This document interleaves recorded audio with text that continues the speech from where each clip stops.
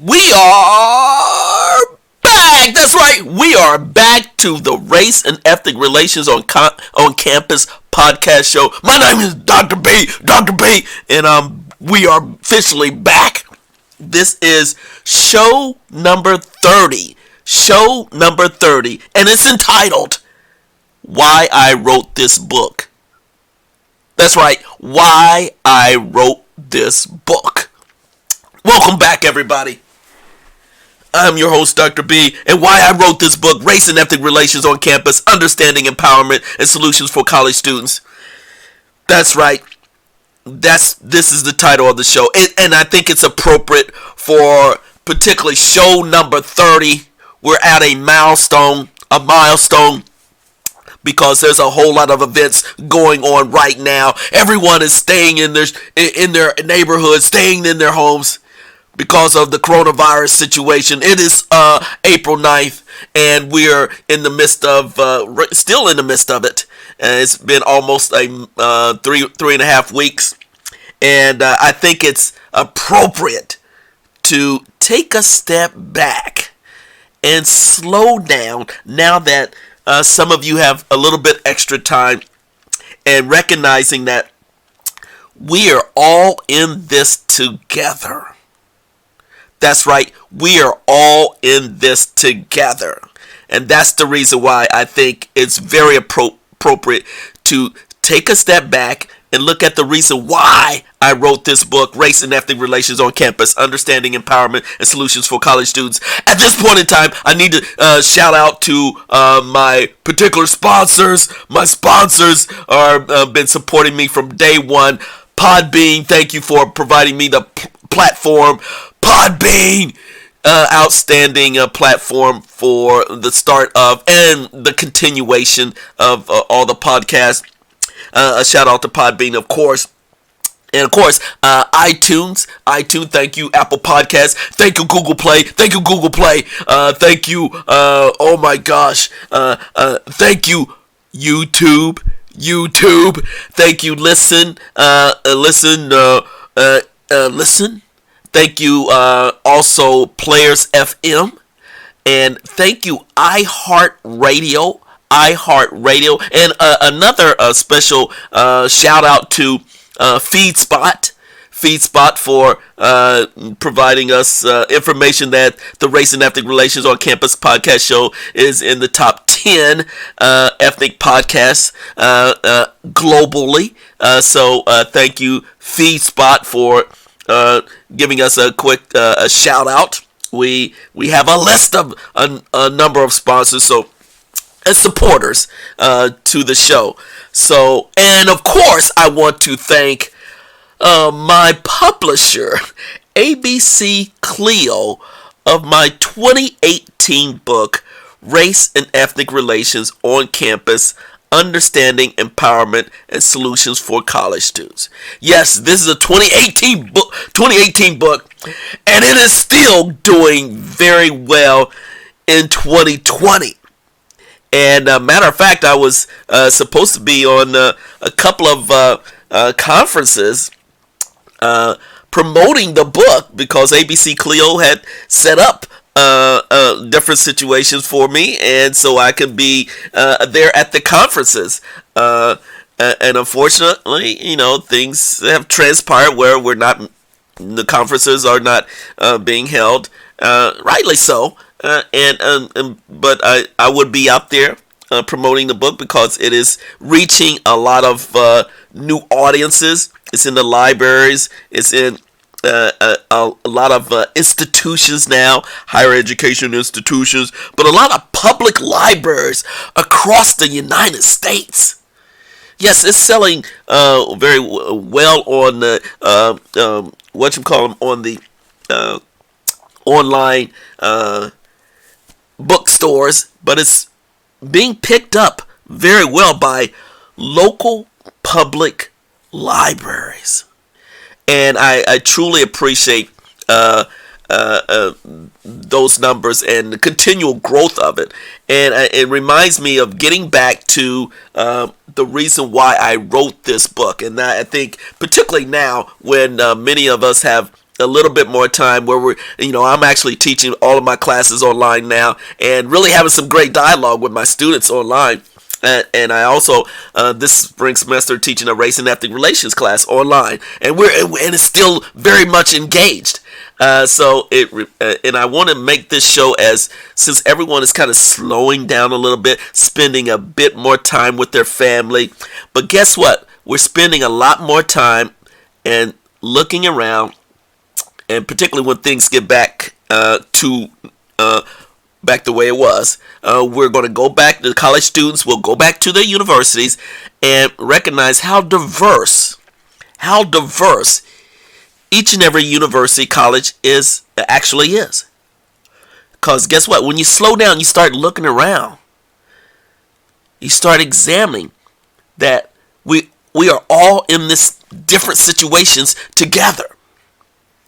And individuals may not look like you. And that's a good thing. Everyone's not going, unless you go to a very private college. Everyone kind of looks like you. And I'm talking about all types of colleges and universities. I'm talking about HBCUs. I'm talking about HSIs, Hispanic Serving Institutions, Asian and Pacific Islander institutions. But I'm primarily talking about mainstream state universities, colleges. You see the diversity, and you will notice the diversity much more so after you return back. So it's very important to acknowledge the diversity and acknowledge how we are in a different time and place. And guess what? This coronavirus, this COVID-19, is affecting everyone in varying degrees. Some more so than others. But we all have to do the same thing. Keep our social distance. Stay in our area. Practice preventative hand washing. Make sure you take care of your health. Stay active. Stay alert. And keep your space if at all possible. But I want to get back again. The reason why I wrote this book, when I felt the need to write this book for a number of years.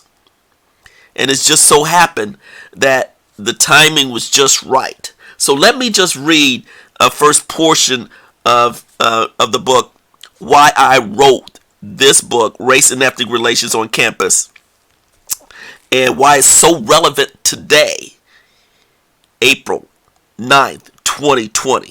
Here we go. Race and Ethnic Relations on Campus, Understanding Empowerment and Solutions for College Students is a new approach to addressing and better understanding many of the major controversial issues associated with race and ethnic relations for today's college students. Due to the current wave of societal racial conflicts across the United States, college students have become astutely aware of many of these issues, yet may not know how to conceptualize and deal with these issues effectively. This book confronts these race and ethnic relations issues directly and sets in motion a whole new way of thinking on how today's college students can do something about it. The significance of this new book on race and ethnic relations is that it is the first. Yes, I'm going to take privileges and say this is the first and only book that provides today's college students not only a new approach to address these serious issues, but more importantly, new practical strategies to solve these issues individually and collectively.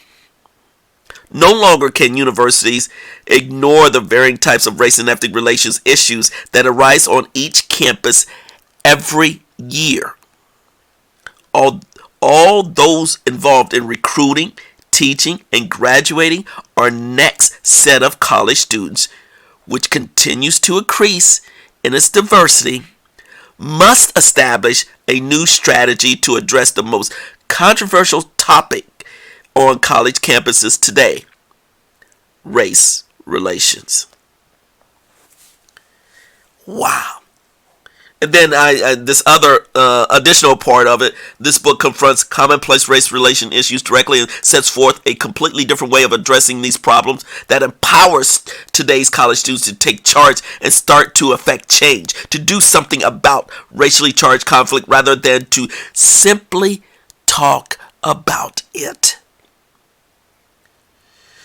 The chapters describe how race and ethnic relations issues typically arise on college campuses, share insight into how national incidents affect college students' reaction to incidents on their own campus, and identifies the negative consequences of poor race relations, as well as describe the positive effects of good race relations.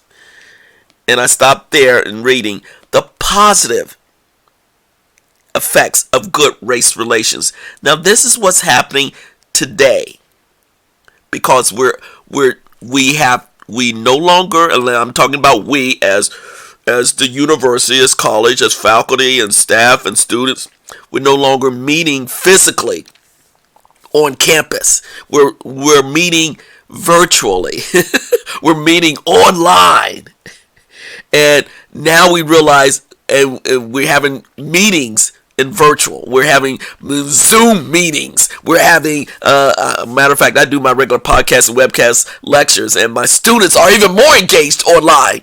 But what's happening now is that we're talking about more the how we all are in this situation together, and then how is this positively bringing us together, bringing us together in new ways, where we're able to slow down and analyze some of these major conflicts that we thought was so divisive, that pits one group as opposed to another group, that we're in these small camps, well, not small, really big camps that are very divisive.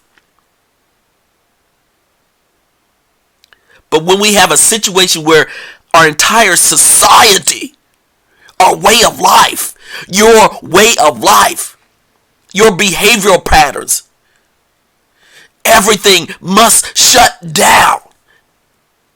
And now you have to interact with people who are sometimes different than you.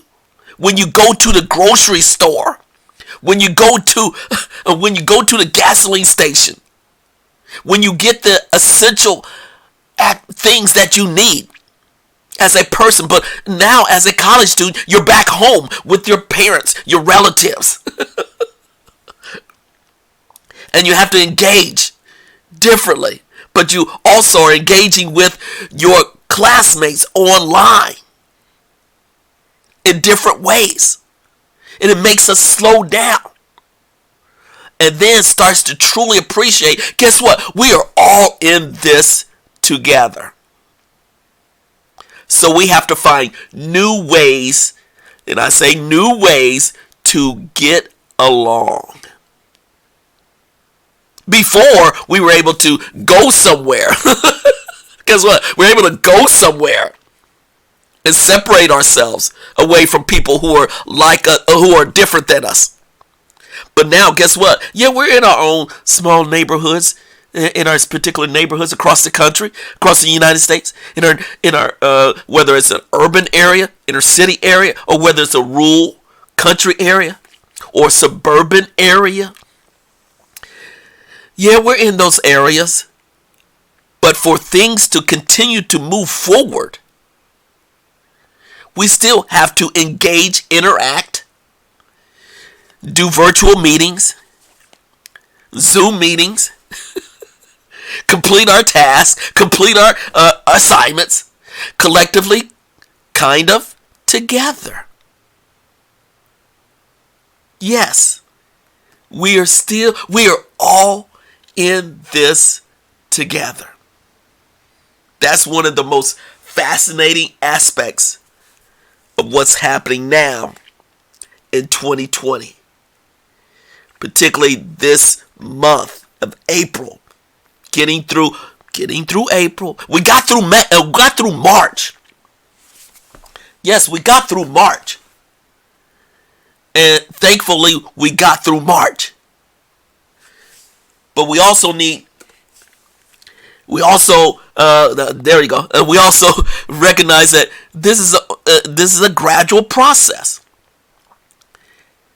A gradual process that that one country after another got through this, and guess what? The U.S. is going to get through this as well. But these events helps us to slow down and appreciate one another in all its diversity, in all its uniqueness. But we all guess what? We all have to put these things kind of aside too. Because we collectively are all in this together. So all the uniquenesses, or sometimes all the individual preferences that each and every individual group gets, guess what? No, we have to make accommodate. We have to make adjustments. Everyone has to make an adjustment.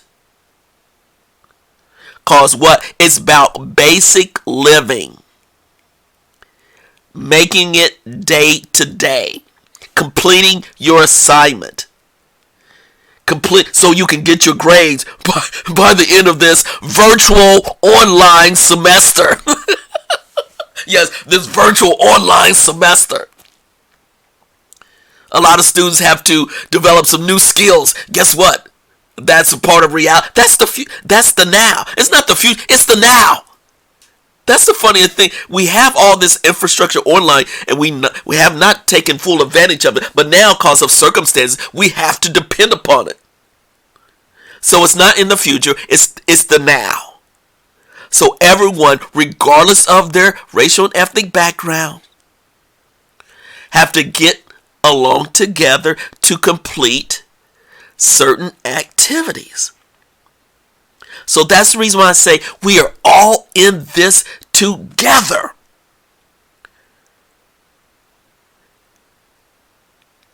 There's no special preferential treatment for this person or that group of this. We're all in this together. This is the now. And guess what? This is the future too. Because guess what? There's going to be, after this, we go through this, there's going to be a change in the economy. There's going to be a change at your college or university of how your college and university prioritize certain things. Hello. Every college and university has to prioritize certain programs, agendas. And certain things will receive a higher priority than others. And unfortunately, it's going to come down to economics. Because a lot of businesses, unfortunately, are losing money in this situation right now. And colleges or universities have to make hard decisions of what they're going to keep and what they're going to put on hold, or sometimes what are they going to eliminate? Hello, what are they going to eliminate? So these are some tenuous times, yet they are some very practical times.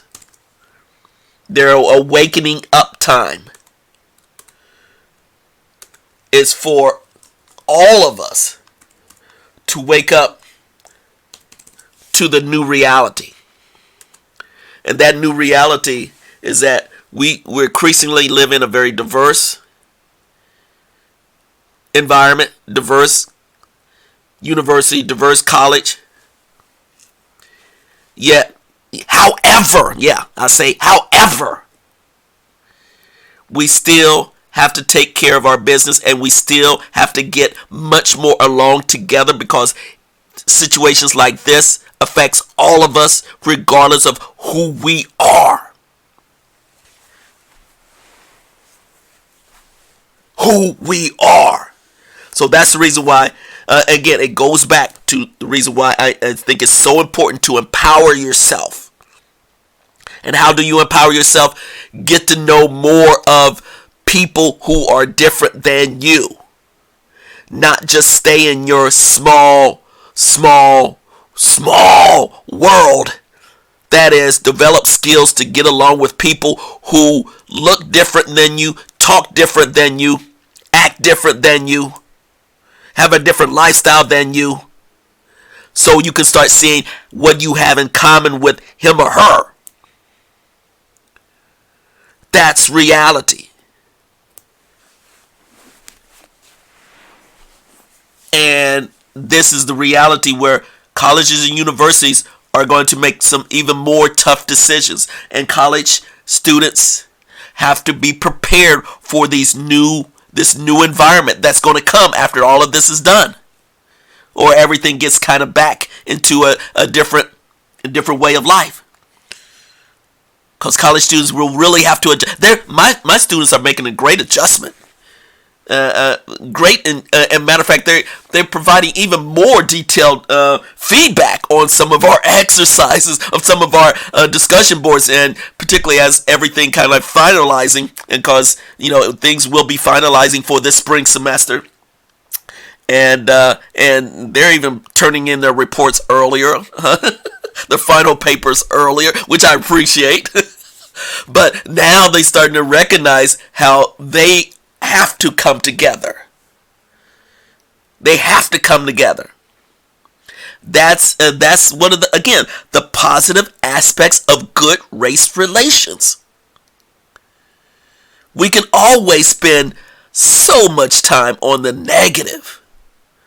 I get tired of hearing the negative, and of course I report it. I have to. But guess what?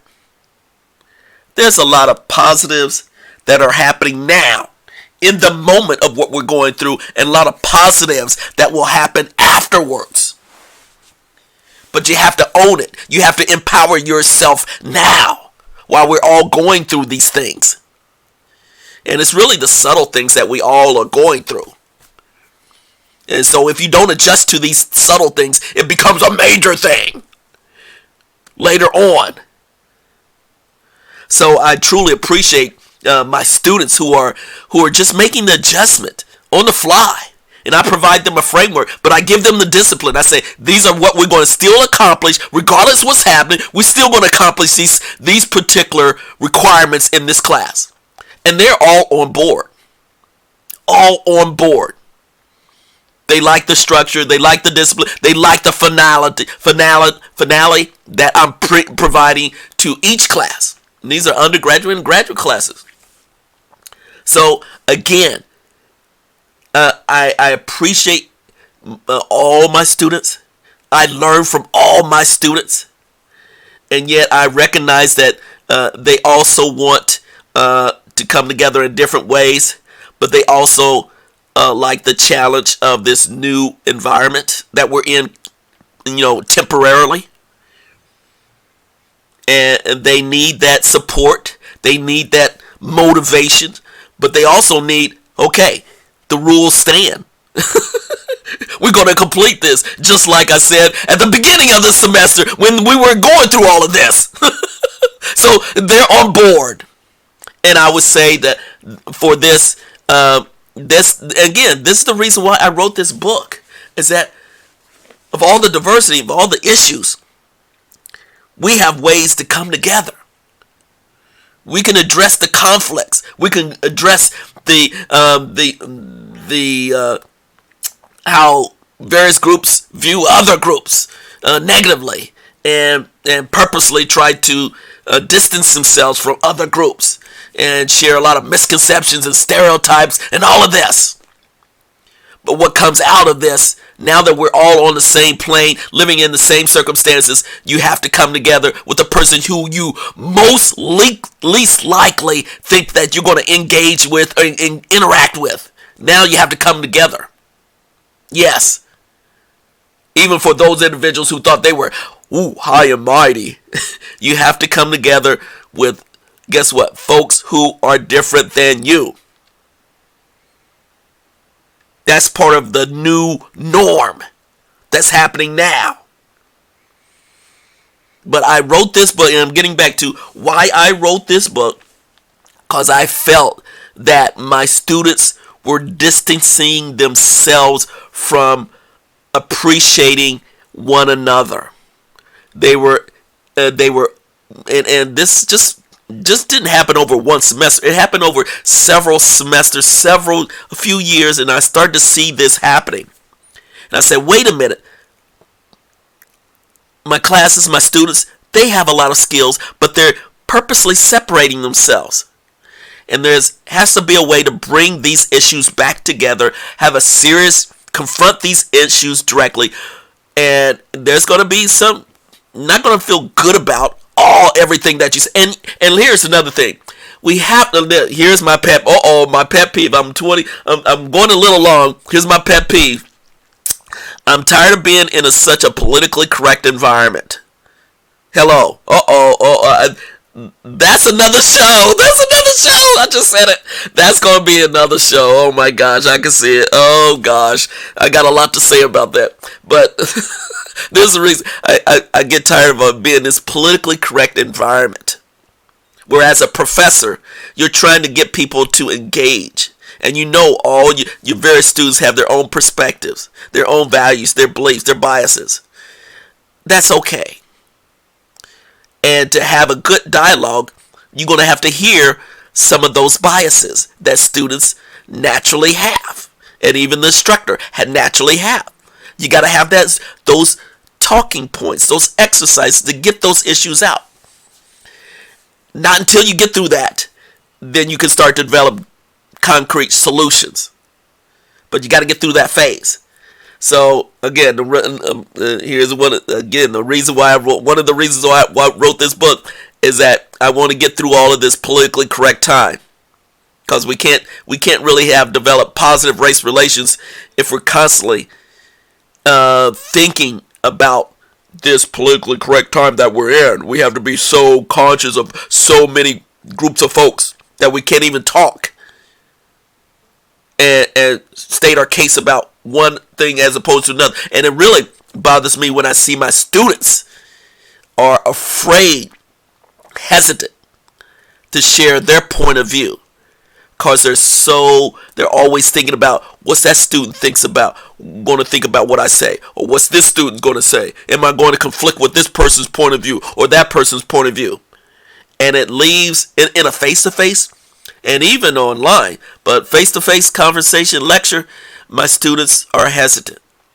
So that's the reason why I said enough is enough. I had to write a book on this so students could feel free, much more freer, to start having serious dialogue and get through that barrier that we put ourselves in. And we allow society to put these barriers on us. And that's where it slows down good conversation, good interaction, and positive race relations. I'm all about positive race relations. So there you go. I'm 28 minutes. I didn't want to go this long, but guess what? This is show number 30. It's show number 30. Why I wrote this book. Yes. That's it. And I'm probably I know I will talk about another pressing issue, but this is show number 30. And I want to thank you for listening, by the way, if anyone's listening at this point in time. But again, it gets back to why I wrote this book. It's very serious. And now that everything is kind of slowed down, you can see why it's so important to get along with people who just so happen looks different than you and talk different and may have a different lifestyle. We're all in this together. So that's show number 30. This is Dr. B. If you have any comments or questions, please do not hesitate to email me at ejb678@gmail.com. That's ejb678@gmail.com. Or you can even email me at my work address, because I'm not even there. BaileyE.ecu.edu. I'm not even there. So but the first email, ejb678@gmail.com. We're gonna have more fun. We're gonna have more engagement, and we're gonna keep it real in this podcast show. Again, this show is entitled Why I Wrote This Book, show number 30. I want to thank my sponsors, iTunes, Apple Podcasts, Google Play. Thank you, Google Play. Listen.com, Players FM. YouTube. Thank you, YouTube. iHeartRadio. iHeartRadio. And a quick shout out to FeedSpot as well. So, and I want to thank my publisher, yes, the publisher of my book, 2018, still going strong, ABC Cleo. Thank you. It's global. It's international. Pick it up at your local bookstores. Thank you, ABC Cleo. This is Dr. B. I'm out.